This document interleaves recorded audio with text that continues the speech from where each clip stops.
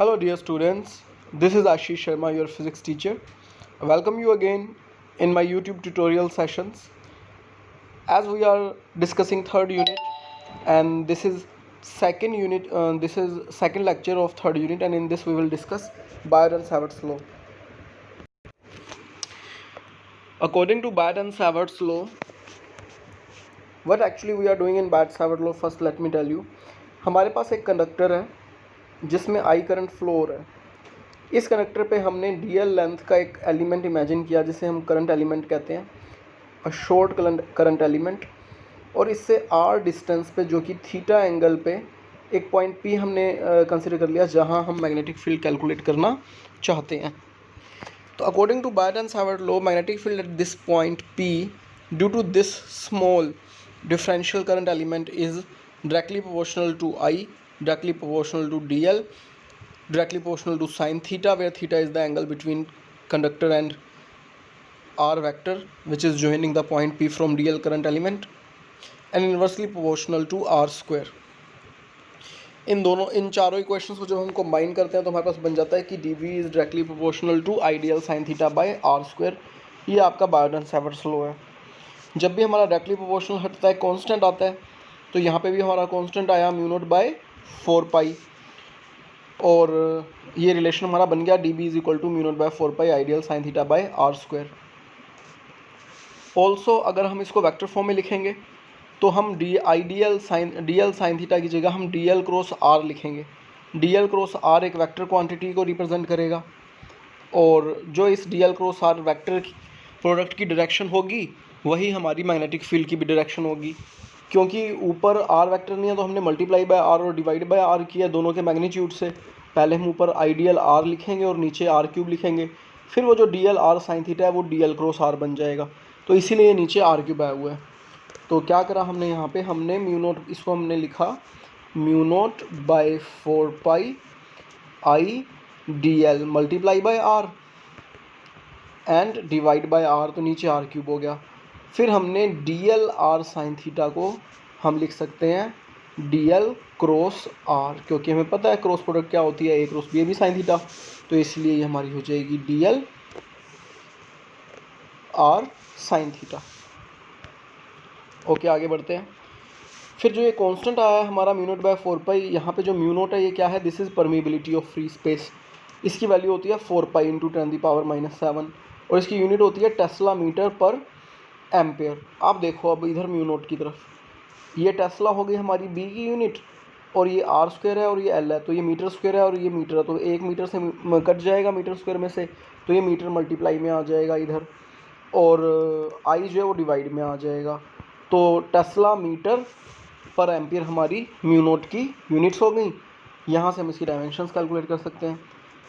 इसके बाद अगला पॉइंट हमारे पास आता है कि डायरेक्शन कहाँ होगी मैग्नेटिक फील्ड की. तो मैग्नीट्यूड आ गया mu naught by 4 pi ideal sine theta by R square. तो डायरेक्शन निकालने के बच्चे दो तरीके हैं. एक है आप right hand thumb rule use करो, दूसरा है आप वेक्टर क्रॉस प्रोडक्ट लगाओ. अगर हम राइट हैंड थंब रूल के अकॉर्डिंग बात करें तो if we are having thumb of right hand in the direction where current is flowing, तो राइट थंब आप रखेंगे अबव दिस कंडक्टर. तो जो थंब है हमारा वो इस कंडक्टर के ऊपर से गया हुआ है, अबव दिस कंडक्टर. ठीक है, तो थंब जब हमारा अबव द कंडक्टर जाएगा तो कर्वेचर ऑफ फिंगर्स जो है वो आपका इस डायरेक्शन में होएगा, यानी कि at this point field is perpendicular into the plane of paper. और यही अगर हम इस इधर बात करते हैं, अगर पॉइंट हमारा इधर होता तो जो राइट हैंड का थंब है हमारा, राइट हैंड की जो फिंगर्स हैं वो हमारी बाहर आती out of the plane of paper perpendicular, जो यहाँ इन जा रही है, तो ये डायरेक्शन यहाँ आउट होती. जैसे आपने 10th में पढ़ा है स्ट्रेट कंडक्टर के अराउंड मैग्नेटिक फील्ड का जो ऐसे लूप बनाते थे, यहाँ परपेंडिकुलर इनवर्ड और यहाँ परपेंडिकुलर आउटवर्ड, ये उसी को रिप्रेजेंट कर रहा है सर्कल की फॉर्म में, परपेंडिकुलर टू द कंडक्टर. और अगर हम क्रॉस प्रोडक्ट वाला एनालिसिस लगाएं तो और भी सिंपल है. एक वेक्टर डी एल है और एक वेक्टर आर है हमारे पास. हम डी एल क्रॉस आर जब करेंगे तो क्योंकि ये क्लॉकवाइज जा रहा है, क्लॉकवाइज अगर हम इस पॉइंट पे एक क्लॉकवाइज स्क्रू इमेजिन करें तो वो into the plane of paper जाएगा, अंदर घुस जाएगा वो, तो perpendicular into the plane of paper. यहाँ पे मैं आपको बताऊंगा कि अगर सपोज आपका डी एल यहाँ पे है और सपोज आपका आर वेक्टर यहाँ पे है, अब अगर आप डी एल क्रॉस आर करोगे तो एंटी क्लॉकवाइज जाओगे, तो अब आपकी जो डायरेक्शन है वो परपेंडिकुलर आउटवर्ड हो जाएगी from the plane of paper. ठीक है बच्चे। Some important features of Biot and Savart's law. तो यहाँ मैं आपसे इसको कंपेयर करना चाहूँगा मेरे फर्स्ट यूनिट के कूलम्स लॉ से। तो आप देखोगे कूलम्स लॉ है जो वो हमारे को इलेक्ट्रिक फील्ड का फॉर्मूला कैलकुलेट करने में हेल्प करता है। कूलम्स लॉ से हम इलेक्ट्रिक फील्ड कैलकुलेट करते हैं Q/4πε0r²। तो ऐसी बायट सावर्ट लॉ से हमने मैग्नेटिक फील्ड कैलकुलेट कर ली। कूलम्स लॉ पे हमारा सुपरपोजिशन प्रिंसिपल अप्लाई होता है क्योंकि इलेक्ट्रिक फील्ड एक वेक्टर क्वांटिटी है। तो magnetic field Biot and Savart law के ऊपर भी हमारा सुपरपोजिशन प्रिंसिपल अप्लाई होता है क्योंकि मैग्नेटिक फील्ड भी एक वेक्टर क्वांटिटी है। इलेक्ट्रिक फील्ड का सोर्स हमारा चार्ज था, मैग्नेटिक फील्ड का सोर्स हमारा करंट है, इसलिए कूलम्स लॉ में चार्ज की बात आई थी और बायट एंड सावर्ट लॉ में करंट की बात आई है। तीसरी बात ये हो गई बायट एंड सावर्ट लॉ की कि बायट एंड सावर्ट लॉ जो है वो आपका सिर्फ डिफरेंशियल फॉर्म पे अप्लाई है, डी बी की फॉर्म में, डी आई की फॉर्म में, तो it can not be practically tested. Biot and Savart law की सिर्फ इंटीग्रल फॉर्म ही टेस्ट की जा सकती है, जिसमें हम इसको इंटीग्रेट करके अप्लाई करेंगे रियल वर्ल्ड प्रॉब्लम में। तो हमारा अगला डेरिवेशन वही है कि हम इससे करंट कैरिंग कंडक्टर की मैग्नेटिक फील्ड कैलकुलेट करेंगे। और अगर हमारा पॉइंट कंडक्टर के ऊपर ही आ जाएगा तो एंगल हमारा जो थीटा है वो ज़ीरो हो जाएगा, तो मैग्नेटिक फील्ड ज़ीरो हो जाएगी क्योंकि साइन ज़ीरो ज़ीरो हो जाएगा। और अगर वो 90 डिग्री पर रहेगा तो मैग्नेटिक फील्ड मैक्सिमम होएगी एंड दैट इज़ साइन 91। तो ये कुछ फीचर्स हमारे हुए बायट एंड सावर्ट्स लॉ के। अगला पॉइंट हमारा आ गया magnetic field due to a straight conductor carrying current. तो बच्चे इसमें 3 बातें ध्यान करने वाली है, मैं आपको बताता हूँ। सबसे पहले हमारे पास ये एक कंडक्टर है और इस कंडक्टर के जो एक्सट्रीम्स हैं वो हमने एक्स और वाई माने हैं और ये एनी पॉइंट पी लिया है। तो जो एक्सट्रीम्स हैं उनका एंगल हमारे पास φ1 और φ2 है और जो फाई है वो हमारा अंदर वाला एंगल है, ये फाई है, और ये वाला जो एंगल है ये हमारे पास थीटा है। ये वाली लेंथ हमारे पास ए लेंथ है, रेड से मैंने दिखाई, और ब्लैक से दिखाता हूँ। ये वाली जो लेंथ है हमारे पास ये आर वेक्टर है, ये लेंथ हमारे पास ए है। ठीक है। और ये हमारे पास करंट एलिमेंट है यहाँ पे जिसकी लेंथ डी एल है और ये एल लेंथ के डिस्टेंस पे है जो पॉइंट परपेंडिकुलर पी से मिलेगा, और आई डी एल जो है वो हमारा करंट एलिमेंट हो गया।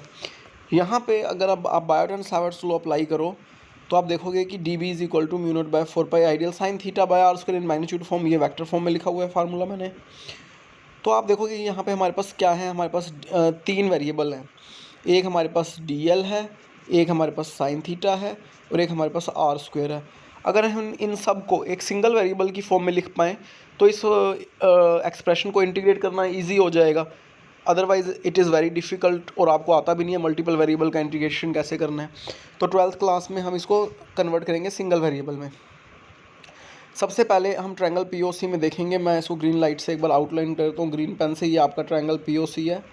इसमें अगर आप देखो तो थीटा और फाई का सम 90 डिग्री होगा क्योंकि एक राइट एंगल ऑलरेडी है इसके अंदर। तो आप साइन थीटा को साइन 90 माइनस फाई लिख सकते हो या फिर कोस फाई। ये हमारी पहली बात आ गई। साइन थीटा हमारा कोस फाई की टर्म में आ गया। अब हम डी एल और आर स्क्वायर को भी फाई की टर्म में ही लिखेंगे। इसी ट्रायंगल पीओसी में आप देखो जो कोस फाई है आपका वो क्या होगा, वो होगा आपका A divide by R base by hypotenuse. तो आर की वैल्यू हमारे पास आ गई ए बाय कोस फाई और ए सीकेंड थीटा। तो यहाँ से आपके पास आर स्क्वायर की वैल्यू क्या आ जाएगी, आर स्क्वायर की वैल्यू आ जाएगी A square सीकेंड square theta, sorry secant square phi. तो ये आपके पास आर स्क्वायर की वैल्यू आ गई। अब बचा हमारे पास डी एल। तो फिर दोबारा से पीओसी ट्रायंगल के अंदर ही हम देखेंगे तो L by A perpendicular by base आपका टेंजेंट फाई हो जाएगा। तो हमने लिखा L by A tangent phi, तो एल की वैल्यू आ गई A tangent phi. Differentiating with respect to phi तो हम इसको लिखते D L by D phi is equal to A, और टेंजेंट फाई का जो डिफ्रेंशिएशन है वो हम क्या लिखते सीकेंड स्क्वायर फाई। तो डी फाई उधर मल्टीप्लाई में चला गया तो D L is equal to a second square phi D phi. तो अब ये तीनों वैल्यूज़ जो हमने निकाली, डी एल की वैल्यू तीसरे नंबर पे, ये वाली वैल्यू डी एल की वैल्यू और आर की वैल्यू आर स्क्वायर जो हमने पुट करनी है, और साइन थीटा की वैल्यू। ये तीनों वैल्यू जब हम अपने बायरन सावर्ट लॉ वाले रिलेशन में पुट करेंगे D B is equal to mu naught by 4 pi ideal sine theta by R square में, तो हमारे पास क्या आ जाएगा, D B is equal to mu naught by 4 pi I A second square D phi cos phi divide by A square सीकेंड square phi. तो यहाँ पे अब आप देखो सीकेंड स्क्वायर फाई से सीकेंड स्क्वायर फाई आपका कैंसिल हो गया, एक ए से आपका ए स्क्वायर कैंसिल हो गया और आपके पास बचा म्यू नॉट आई बाय 4 पाई ए और कोस फाई डी फाई। अब इसे हम इंटीग्रेट क्या करेंगे, अब हमारे पास बायरन सावर्ट लॉ में डी वी की वैल्यू जो है वो टोटली हमारे पास इन टर्म्स ऑफ फाई आ गई, टोटली ये वैल्यू हमारे पास इन टर्म्स ऑफ फाई आ गई। अब हम इसको इंटीग्रेट कर देंगे फाई की टर्म में। तो वापस डायग्राम पे अगर हम जाएं और हमें पूरे कंडक्टर की वजह से अगर निकालनी है तो आपको बताया मैंने कि ये नीचे -φ1 से जो इसका एंड है ये एंगल प्लस φ2 एंगल तक जाएगा, तो φ1 से φ2 तक। दूसरा, क्योंकि एंगल की डायरेक्शन चेंज है, नीचे वाला एंटी क्लॉकवाइज है, ऊपर वाला क्लॉकवाइज है, तो -φ1 से +φ2 तक हम इसको इंटीग्रेट कर देंगे टोटल कंडक्टर की लेंथ से मैग्नेटिक फील्ड पॉइंट पी पे कैलकुलेट करने के लिए। तो हमने जब इसको इंटीग्रेट किया तो -φ1 से φ2 पर वाले एक्सप्रेशन को म्यू नॉट आई बाय 4 पाई है तो कांस्टेंट है हमारा, तो वो बाहर आ गया और कोस फाई का इंटीग्रेशन साइन फाई हो गया और -φ1 से φ2 upper limit minus lower limit, sine minus theta हमारा माइनस साइन थीटा होता है, बाहर वाला माइनस है तो माइनस माइनस प्लस हो गया। तो ये हमारे पास फॉर्मूला आ गया फाइनल। ये वाली डायग्राम देखो एक बार ध्यान से जो हमने बनाई है, φ1 एंगल से φ2 तक ये ट्रायंगल हमने बनाया, तीन चीज़ों की हमने वैल्यू रखी, dl की, आर स्क्वायर की और साइन थीटा की फाई की टर्म में, और हमने उसको इंटीग्रेट कर दिया -φ1 से φ2।